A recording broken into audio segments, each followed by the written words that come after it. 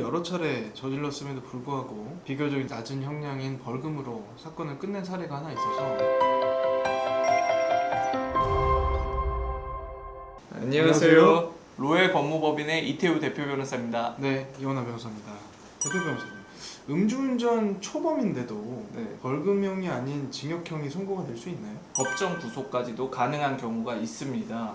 초범이 구속이 될 수 있나요? 네, 실제로 작년에 나온 판례인데요. 광주에서 대학생이 한 명이 구속됐던 케이스가 있습니다. 대부분 사람들은 음주운전 하면 뭐 처음에는 벌금으로 나온다 이렇게들 얘기를 하고서 아무 대응을 안 하시는 경우들이 있는데, 실제로 법정형을 찾아보면 징역형 규정이 있습니다. 만약에 법정형에 징역형 규정이 없고 벌금 규정만 있으면 무조건 벌금만 나오는 게 맞는데, 실제로 징역형 규정이 있고 초범인 경우에도 징역형이 선고되는 경우들이 점점 늘어나고 있습니다. 그러면 이 사건은 특이하게 혈중 알코올 농도가 매우 높다든지 아니면은 운전 거리가 너무 길다든지 또는 사고가 발생했다든지 그런 사정이 혹시 있을까요? 실제로는 그렇지는 않고요. 혈중 알코올 농도가 좀 다소 높기는 했는데요. 취소 처분이 나오긴 했는데 사실 운전 거리는 되게 짧습니다. 20m, 30m밖에 안 되는데 그럼에도 불구하고 징역 10개월의 실형이 선고가 된 케이스가 있기 때문에,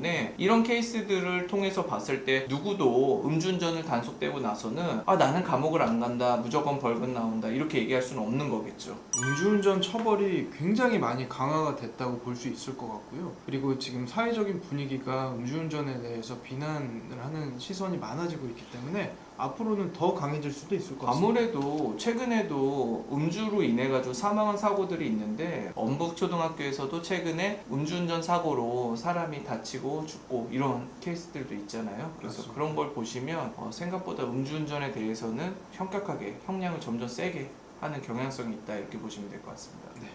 음주운전이 얼마나 처벌이 강력한지에 대해서 말씀드렸는데, 저희가 음주운전을 여러 차례 저질렀음에도 불구하고 비교적 낮은 형량인 벌금으로 사건을 끝낸 사례가 하나 있어서 이 사례를 좀 부가적으로 설명을 드리려고 합니다. 저희 회사에서 음주운전을 5번 적발당했는데 벌금 선고로 끝난 케이스가 있는데, 사실 상당히 조심스럽습니다. 음주운전을 많이 했는데 이제 낮은 처분 받았다라는 거는 다른 분들이 보실 때는 조금 다소 안 좋게 보실 수도 있는데, 참고하는 사례로 설명을 드리면 좋을 것 같습니다. 사실 5번째 음주운전이라고 하면 실형을 피하기가 어렵습니다.